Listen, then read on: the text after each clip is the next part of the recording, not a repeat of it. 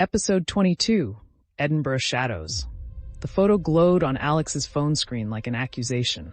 Marcus, younger, maybe 28 or 29, standing beside a woman with auburn hair and tired eyes. The woman held a bundle wrapped in hospital blankets, and even in the grainy image, Alex could see the exhaustion and wonder that marked new motherhood. Ask him about Edinburgh.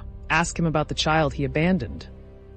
Alex's flat felt suddenly suffocating, the warmth they'd shared moments ago, the relief after Sienna's arrest, the hope that maybe, finally, they could breathe, evaporated like smoke. Alex. Marcus's voice was careful, measured, the surgeon's voice he used in crisis situations. Let me explain. Is it real? Her voice came out sharper than she intended. Is that you? Is that your child? Marcus ran both hands through his hair, a gesture she'd learned meant he was struggling for words. Yes, that's me. That was 6 years ago. Edinburgh Royal Infirmary. The confirmation hit like a physical blow. Alex set her phone down carefully on the coffee table, afraid she might throw it. You have a child? No.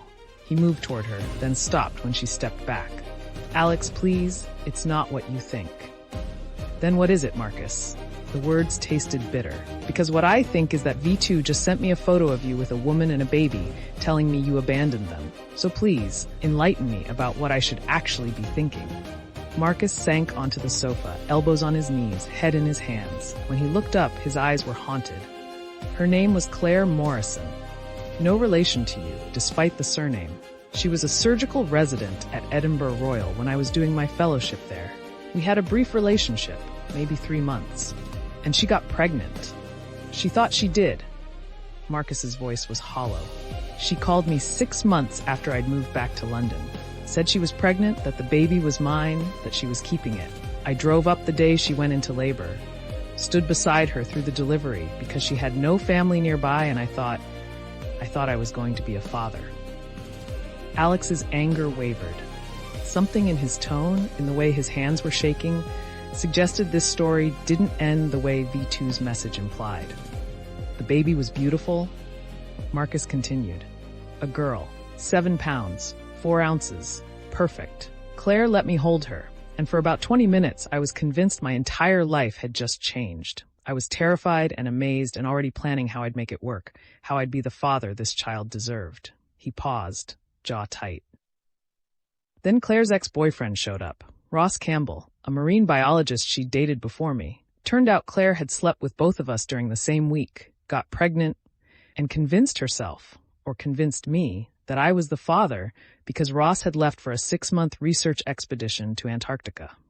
Jesus, Alex breathed. Ross took one look at that baby and knew she was his. Same red hair, same distinctive birthmark on her left shoulder that runs in his family. Claire broke down, admitted she'd known there was a chance, but had hoped. I don't know what she'd hoped. That I'd be so attached by then that I'd stay anyway? Marcus stood, paced to the window. The Thames glittered below, indifferent to human drama. I left that hospital room feeling like someone had carved out my chest. I'd held that baby, Alex. For 20 minutes, she was mine. And then she wasn't. Claire apologized. Ross was decent about it. And I drove back to London trying not to crash because I couldn't see through the tears. Alex felt her anger transforming into something more complicated. Why didn't you tell me? Because it was the worst day of my life, and I don't talk about it. He turned to face her.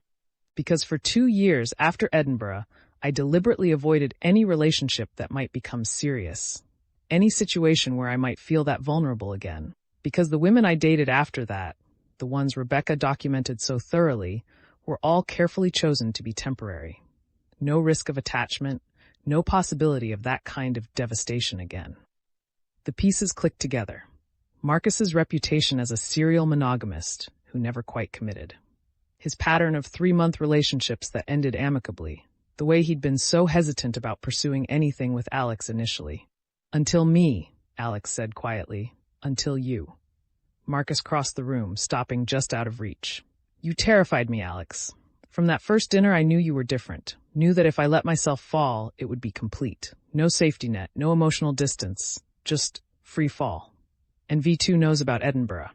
Apparently. Marcus's expression hardened, which means they've done extensive research into my past. Medical records, hospital employment records, possibly even spoken to Claire or Ross. This isn't some random stalker, Alex. This is someone with resources and a specific agenda. Alex's phone buzzed again. Another message from the unknown number. Sweet story, but you're missing the best part. Claire Morrison died 2 years ago. Car accident. And guess who was in London that same week? Alexandra, guess who visited Edinburgh right before Claire's car mysteriously lost its brakes? The accusation was clear, the implication unmistakable. They're suggesting you killed her, Alex whispered. That's insane.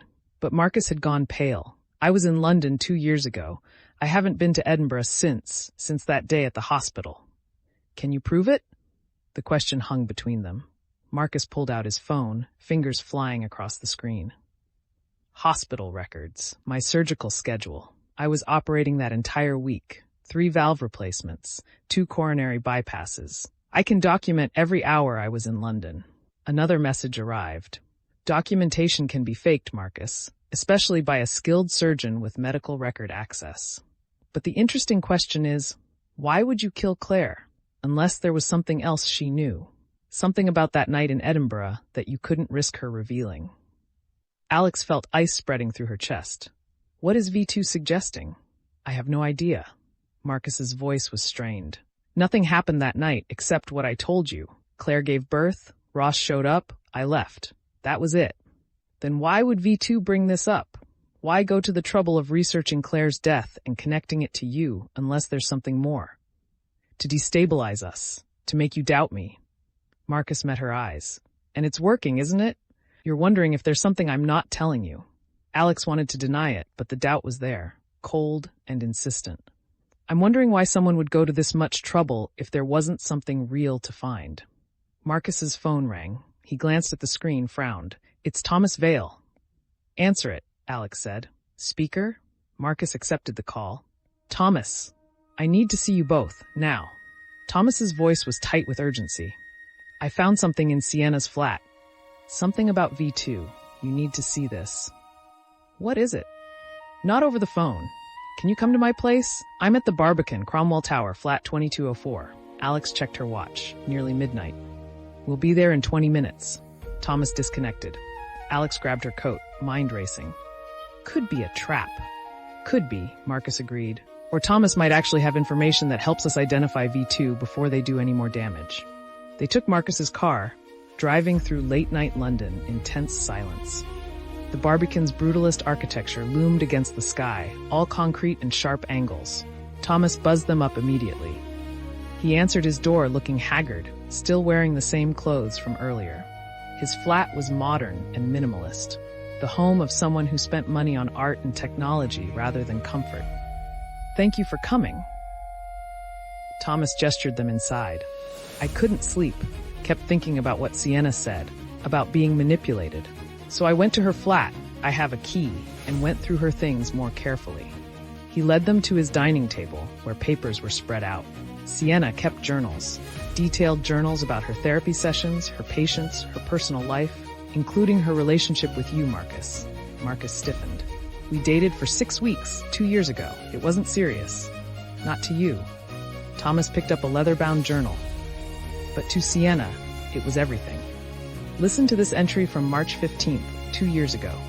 Marcus took me to the Painted Bridge tonight. Introduced me to his friends. Alex Morrison was there. Beautiful, brilliant, completely oblivious to how Marcus looks at her. He thinks he's moved on from whoever hurt him in Edinburgh, but he hasn't. He's still running. And I'm just another stopgap until he figures out what he really wants. Alex felt something twist in her chest. 2 years ago, she'd barely known Marcus. They'd been friendly acquaintances, nothing more. But apparently, even then, something had been visible. Sienna was perceptive, Thomas continued. Too perceptive. She documented everything. Marcus's emotional unavailability, her own growing obsession, her decision to pursue psychiatric treatment when she realized her feelings were becoming unhealthy. And then, he opened another journal, this one dated 6 months ago. Someone contacted her. Someone who knew about her history with Marcus, who knew she'd been hospitalized, who knew she was vulnerable. They called themselves V, not V2, just V, and they offered her something she couldn't resist. Revenge. Marcus said flatly.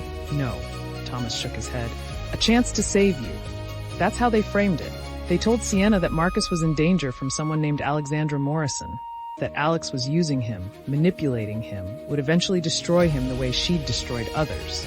They showed her fabricated evidence. Fake emails, doctored photos, manufactured financial records suggesting Alex had systematically ruined previous partners' careers and reputations. Alex's blood ran cold. They turned her into a weapon by convincing her she was protecting Marcus. Exactly. Thomas's voice was bitter. My sister genuinely believed she was saving Marcus from you. Every threat, every manipulation, every crime, she thought she was the hero of this story. And V encouraged that delusion, fed it, shaped it into something monstrous. But then V2 emerged, Marcus said slowly, after Sienna was arrested, because V2 was always the real player. Thomas picked up a final piece of paper, a printout of an email. I found this in Sienna's deleted files, sent 3 days ago before her arrest. From V to Sienna, you've served your purpose. When the police come, tell them everything. Confess fully. Your honesty will be the final piece that makes them believe the real threat is over. They'll never see V2 coming. The manipulation was breathtaking. V had recruited Sienna, used her psychological vulnerabilities to create a convincing antagonist, then sacrificed her to make Alex and Marcus believe the danger had passed. So who is V? Alex asked. Who's orchestrating this? I don't know. Thomas looked exhausted. But there's one more thing. Sienna's last journal entry, written the morning of her arrest.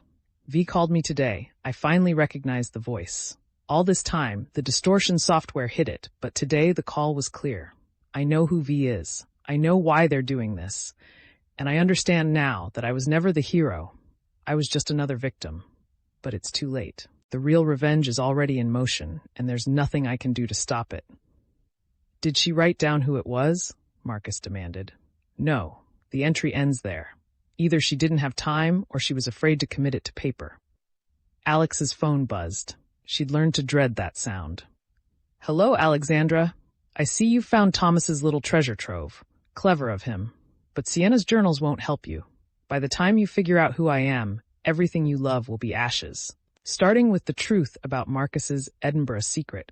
The real one, not the sanitized version he just told you. Did you really think Claire Morrison's death was an accident? Did you really think Marcus is innocent? Check your email, Alexandra. I've sent you the police report from Claire's accident. Pay special attention to the brake fluid analysis and the CCTV footage from the garage where her car was serviced the day before she died. Marcus Ashford was in Edinburgh that week, and he had motive. After all, Claire Morrison wasn't just a brief fling. She was blackmailing him. Alex's hands shook as she opened her email. The attachment was there, an official police report from Police Scotland dated 2 years ago. She scanned the document, stomach churning. Claire Morrison, age 34, died when her car crashed on the M8 motorway outside Edinburgh. Brake failure. Investigation revealed the brake lines had been deliberately cut, brake fluid drained. CCTV footage from the garage showed a figure in a dark coat and surgical mask approaching Claire's car late at night, spending 15 minutes underneath it. The figure's build was consistent with a tall male, and the timestamp was March 12th, 2 years ago. The same week Marcus claimed to be in London. Marcus. Alex's voice was barely audible. Tell me this isn't real. Marcus read over her shoulder, his face draining of color. That's not me. Alex, I swear, I was in London. I can prove, then prove it, right now. Show me your surgical schedule from that week. Marcus pulled up his hospital records, hands shaking.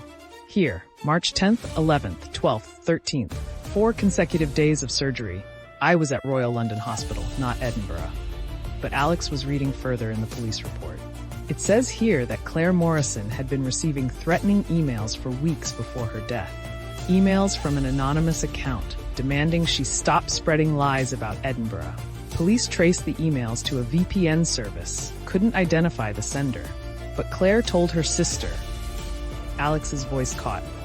She told her sister that a surgeon named Marcus Ashford was trying to silence her because she knew something about the night her daughter was born. Something he didn't want revealed. That's a lie. Marcus's voice was fierce. Claire never contacted me after that day, never threatened me, never blackmailed me. Why would she? She got what she wanted. Ross, their daughter, a family. Unless she knew something else, Thomas said quietly. Something worth killing for. Alex looked at Marcus, the man she'd fallen in love with, the man she'd defended against Emma and Rebecca and Sienna, the man who'd saved her, protected her, stood by her through everything. And she realized she didn't know if she believed him. The doubt must have shown on her face, because Marcus stepped back as if she'd struck him. You think I killed her? You actually think I'm capable of murder? I don't know what to think. The words tasted like betrayal. Someone is feeding me evidence that you were in Edinburgh when Claire died, that she was blackmailing you, that you had motive and opportunity. And the man I love is telling me it's all fabricated, but I've been lied to so many times in the past month that I don't trust my own judgment anymore. Then trust the evidence, Marcus said desperately. My surgical records can be faked. You said so yourself. By someone with medical record access, yes, but I'm not that someone. Alex, please, you know me. You know I couldn't. Do I? Alex heard her voice rising. I thought I knew Emma. I thought I knew Rebecca. I thought I knew Sienna, and they all played me. So forgive me if I'm having trouble distinguishing between truth and manipulation right now.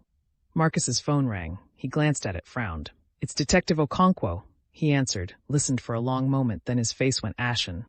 I understand. Yes, I'll be there in 30 minutes. He disconnected, met Alex's eyes. Police Scotland has issued a warrant for my arrest. They're coordinating with the Met. Detective Okonkwo is giving me the courtesy of coming in voluntarily rather than sending officers to collect me. For what charge? Thomas asked. Murder. Claire Morrison's sister filed a complaint 2 years ago that was never properly investigated.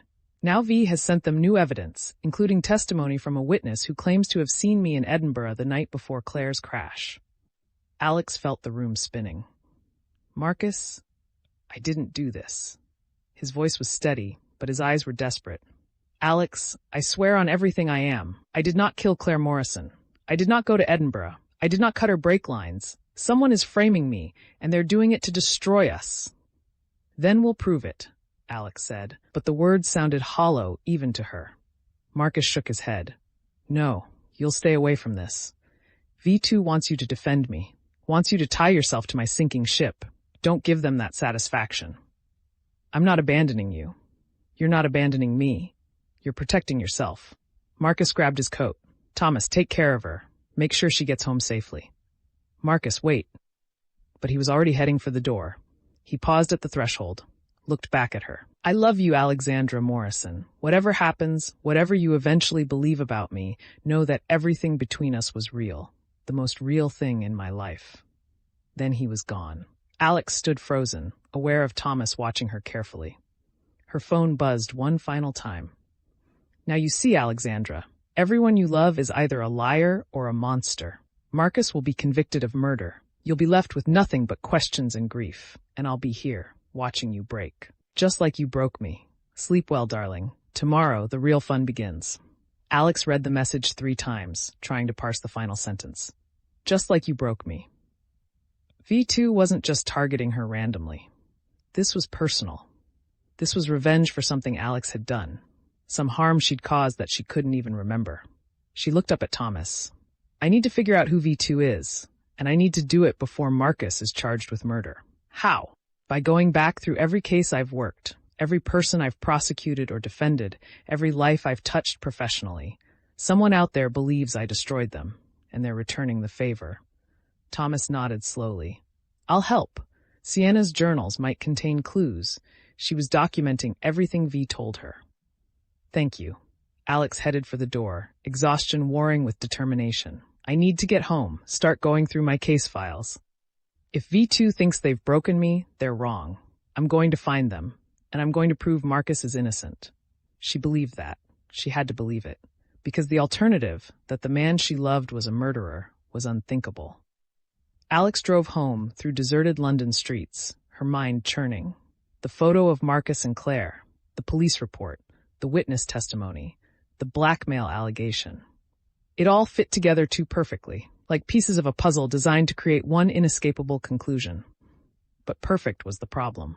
Real evidence was messy, contradictory, full of loose ends. This was too clean, too damning. Someone had spent considerable time and resources constructing this frame. Someone who knew Marcus's history, who had access to police records, who could fabricate witness testimony and medical documentation. Someone with serious money and connections. Alex parked outside her building, noticed the lights were on in her flat. She tensed, then remembered.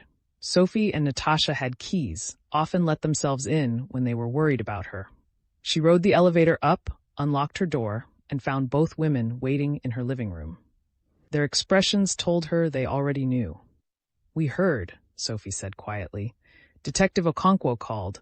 Marcus is being questioned about a murder in Scotland." "He didn't do it," Alex said automatically. "We know." Natasha stood, crossed to Alex, pulled her into a fierce hug. "We know, darling. Marcus couldn't kill anyone, but someone is working very hard to make it look like he did." Alex felt something break inside her. The tears she'd been holding back since seeing that photo finally came, hot and bitter. She clung to Natasha, Sophie's arms joining the embrace, and let herself cry for the first time since this nightmare began. "I don't know what's real anymore," she whispered. "I don't know who to trust. I don't even know if I can trust myself." "You can trust us," Sophie said firmly. "And you can trust Marcus. Whatever evidence V2 has manufactured, we'll tear it apart. We'll prove he's innocent." "What if we can't?" The question escaped before Alex could stop it. "What if V2 has constructed something so perfect that no one will believe the truth?" "Then we'll make them believe," Natasha said. "We'll fight harder than V2 expects. We'll use every resource, every connection, every dirty trick we know. Because you're our family, Alex, and we protect family." Alex pulled back, wiped her eyes. "V2 said something in their last message. They said I broke them, that this is revenge for something I did. I need to figure out who that could be." "Your case files," Sophie said immediately. "We need to go through every case you've worked in the past 5 years. Look for patterns, connections, anyone who might have reason to want revenge." "That's hundreds of cases. Then we'd better start now." Natasha was already moving toward Alex's home office.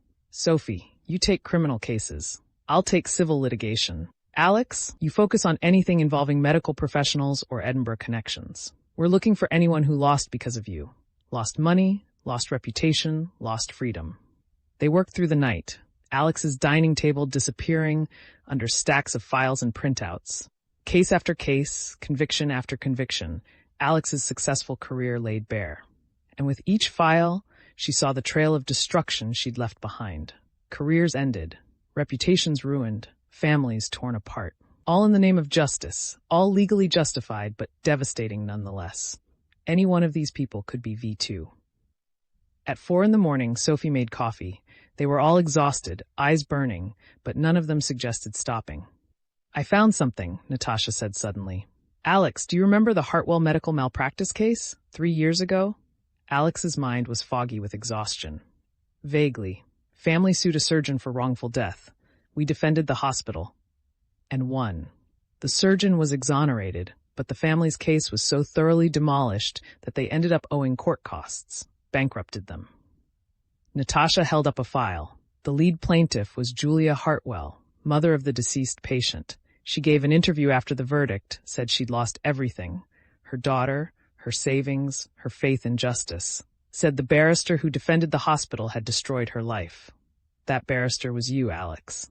Alex felt cold spreading through her chest. "Julia Hartwell. Why does that name sound familiar?" Sophie was already typing on her laptop. "Because she died 2 months ago. Suicide, according to the coroner's report." The pieces clicked together with horrible clarity. Julia Hartwell, destroyed by Alex's defense, dead by her own hand. But not before. "She had a daughter," Alex whispered. "The patient who died was her younger daughter, but there was an older daughter. I remember now. She was at the trial, sitting in the gallery, watching me destroy her mother's case." Sophie pulled up an obituary. "Julia Hartwell is survived by her daughter, Victoria Hartwell, age 32. No current address listed. No employment information. Just nothing. Like she disappeared after her mother's death." "Victoria," Alex repeated. "V." Natasha's face had gone pale. "V2 isn't a second person. It's Victoria 2.0. Victoria after her mother's death. Victoria transformed by grief and rage into someone capable of orchestrating all of this. Alex's phone buzzed. A message from an unknown number, but this time it included a photo. The image showed a woman in her early 30s, dark hair, intense eyes. She was standing outside Morrison and Blackwood Chambers, watching the building with an expression of cold calculation. Below the photo, a message. Hello, Alexandra. Yes, it's me, Victoria Hartwell, the daughter of the woman you destroyed. The sister of the girl who died because a surgeon's negligence was protected by your brilliant legal arguments. You took everything from me, and now I'm returning the favor. Marcus will be convicted of murder. Your career will be ruined by association, and you'll spend the rest of your life knowing that everyone you loved suffered because of what you did to my family. Sweet dreams, Alexandra. I'll see you in court. Thanks for watching our stories. Don't forget to like and subscribe for more epic adventures. Thanks for watching our stories. Don't forget to like and subscribe for more epic adventures.